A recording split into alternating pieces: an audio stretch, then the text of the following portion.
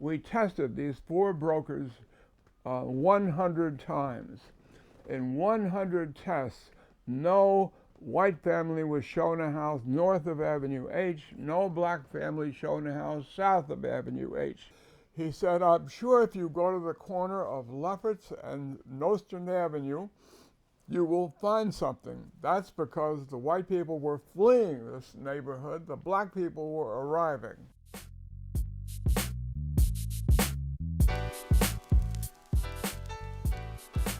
Growing up, I always called it Flatbush. I grew up calling the neighborhood Flatbush. We would call it Flatbush. I mean, I call it Flatbush. I call it Flatbush. It will always be Flatbush for me and all of us. My dad's side of the family, they're from Crown Heights and Bed-Stuy. So it was once you crossed Empire, you were in Flatbush. From Prospect Park south to the beginning of like Gravesend or Sheepshead Bay. Oh yeah. That was all Flatbush. Right.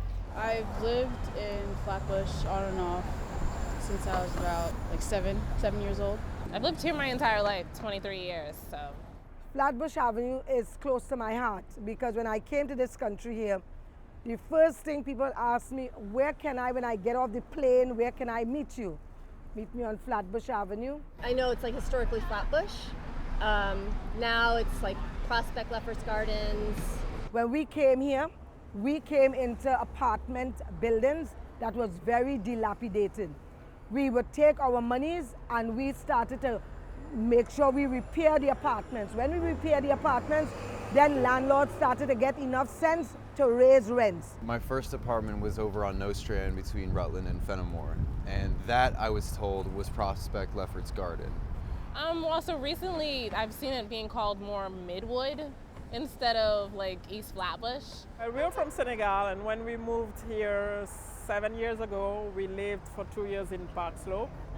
So when I was looking to buy, I was looking at, somewhere where I could afford, and I came down this way, and it was cold already. I mean, that's the way I knew it, PLG. Prospect Lefferts Garden was a name within the neighborhood of Flatbush, Right. as, Midwood was, Right. as Ditmas Park was. But, I tell you, man, I'd never heard Ditmas Park until 20 years ago. I'll be at a bar or something, say where I live, and they'll be like, oh, that's actually Prospect Lefferts Garden. And I'll be like, okay, well, I mean, like, the people I know who I've met, like, that have lived here, they call it Flatbush.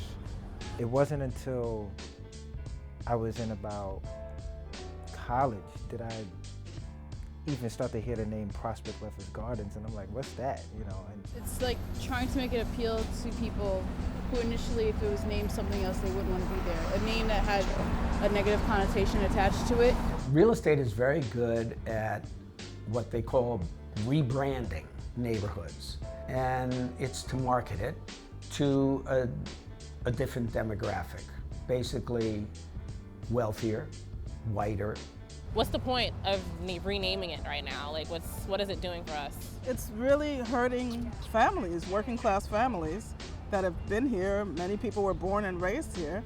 And I can't understand how people can even afford to live here anymore. Families are having to move in together with families, several families in one apartment. They're taking the apartments, a 2-bedroom apartment, and making them in 3-bedroom. They're taking the 3-bedroom, making it into 4-bedroom. That apartment was paying $700-800. Now they want $3,000 for that apartment. It's happening in my building right now. cost has definitely went through the sky. I remember my dad bought the house that we have for $60,000. And just now, 2 houses down, a lady who couldn't keep her house, the realtor bought it, renovated it, put it on the market for $2.35 million, which I don't know anybody that I know that can afford that. I've watched a lot of seniors that have been targeted and pushed out of their apartments in a very mafia way, very horrible tactics. In the early 2000s, we were looking for a new apartment.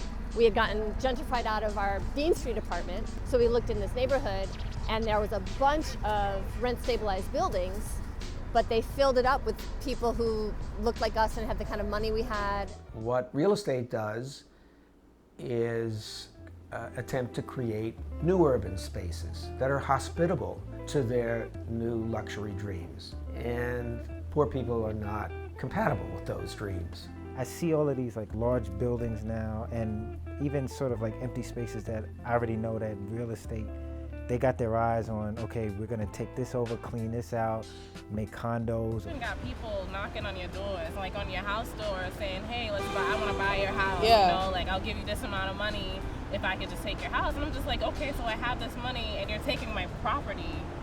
What am I gonna do with this? And there is success in our community. There are people who have owned their homes for however long and worked hard. But when you see that lump sum of money in your hands and you have bills that you have to pay for, people that you have to take care of, it's very enticing. Zoning has become a major tool in New York City for opening up new venues for speculative real estate development. Real estate capital works with local governments in order to change regulations if necessary, to move people out, essentially.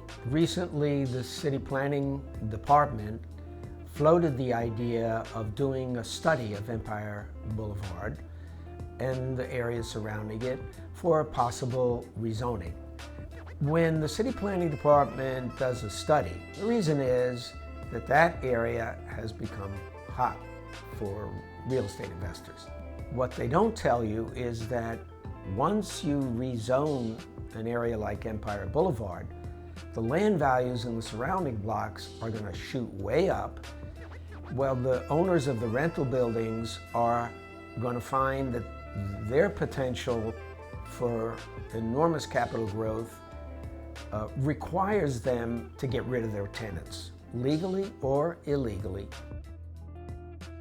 We need to preserve affordable housing. And by affordable, I don't mean affordable for people like me. I want to live in a city and in a neighborhood where it's accessible to everyone, regardless of their income, disability status, veteran status, immigration status, where everybody has access to living conditions where they get to enjoy their lives. I just wish that there were more affordable, rent for people to stay in this neighborhood, because for me anyway, what makes it likable is that you have all these diverse economic and racial people. But I would like to see a neighborhood that